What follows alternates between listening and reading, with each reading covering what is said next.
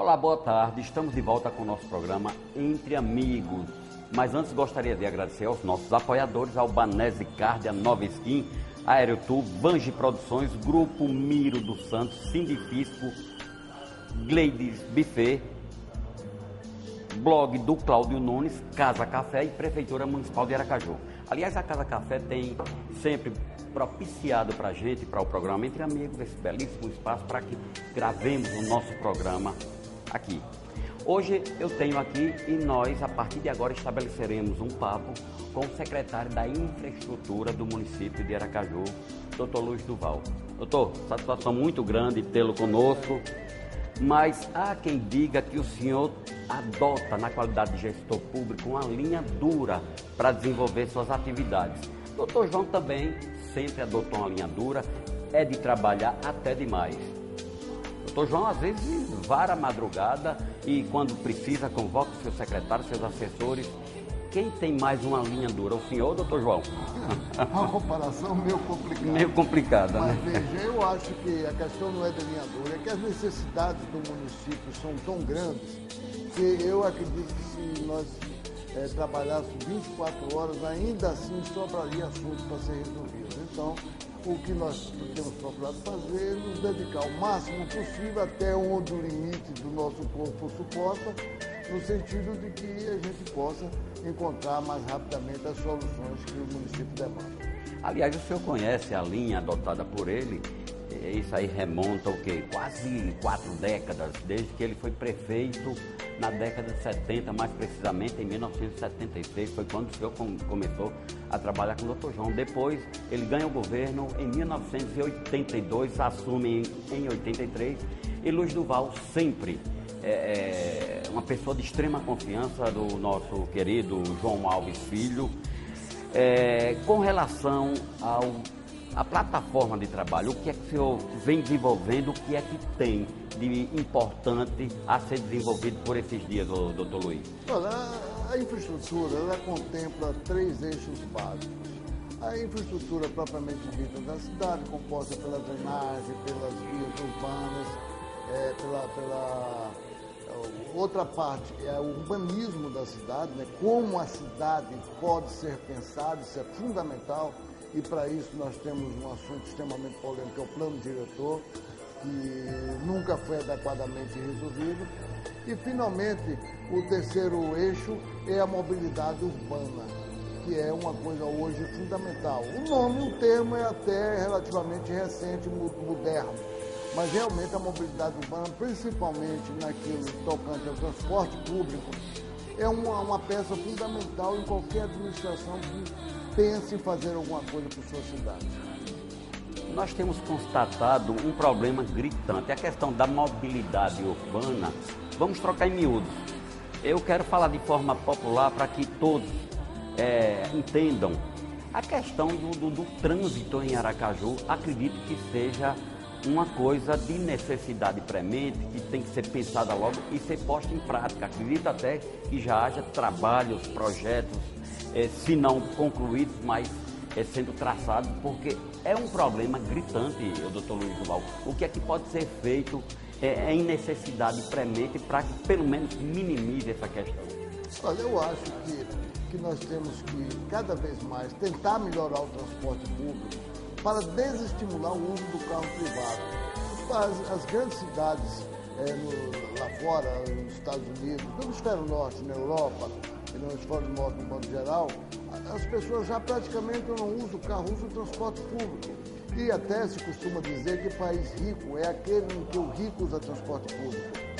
O que acontece? Nós temos um sistema de transporte precaríssimo, essa é uma realidade, e isso leva a distorções do tipo taxa-lotação, do tipo transporte clandestino, transportes alternativos. Tudo isso são transportes não regulamentados e que, via de regra, trazem transtornos. E hoje a ideia está centrada em melhorar o transporte público. Então, o BRT, o que o BRT pretende implantar? O sistema é muito simples. Você tem uma via expressa exclusiva em que o ônibus, o BRT, trafega, normalmente junto ao canteiro central, com portas pelo lado esquerdo, transportes diferentes do ônibus convencional. E por que ele trafega junto ao canteiro central? Por uma razão muito simples. Se você trafega junto à lateral da via, junto à calçada da via, você vai ter o tempo inteiro carros que tentam dobrar nas ruas laterais e carros que tentam sair das ruas laterais. Isso é um transtorno para o trânsito. O que ocorre com o BRT? Ele trafega em faixa exclusiva, ele dispõe de sensores que se comunicam com os semáforos e abrem para que ele possa ter preferência quando ele se aproxima, para que se aumente a velocidade do transporte, que hoje chega a ser ridícula, né?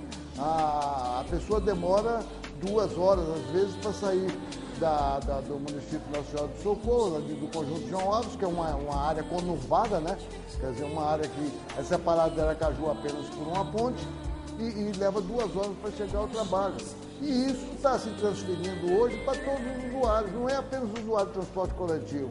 Hoje ninguém pode marcar um encontro, um compromisso, que não tenha que dispor pelo menos de meia hora para chegar até o local. E isso está se transformando. Agora, a preferência deve ser dada ao transporte público. Porque, vejamos, Aracaju hoje está emplacando cerca de 2.000, 2.300 carros no mês. Se nós pegarmos o tamanho do carro e imaginarmos uma distância para que um trafegue com segurança a distância um do outro, e que apenas 60% desses veículos vão para a rua, 40% estariam estacionados, seja na garagem, seja nos estacionamentos públicos. Nós precisaríamos de 3 quilômetros de novas vias todos os meses. Isso é uma conta matemática, é o espaço que o carro ocupa.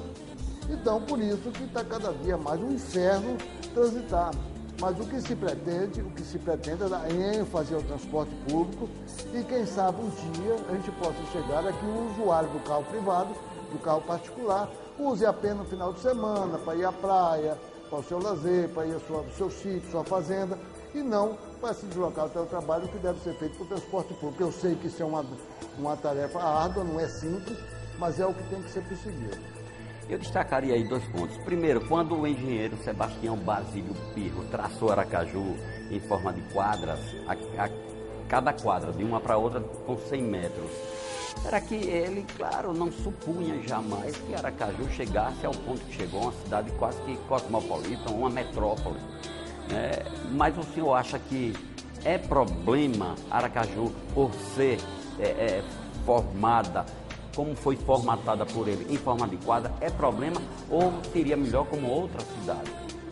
Não, veja bem, o comodismo é natural, é inerente ao ser humano. Vejamos, eu vou dar um exemplo agora. Avenida Beira-Mar. Tomemos a Avenida Beira-Mar pelo Yacht Club, ali é o antigo Cotivibe Yacht Club. Você adentra na avenida, o primeiro retorno que você tem já é nas proximidades da Avenida Nova, da Avenida Saneamento.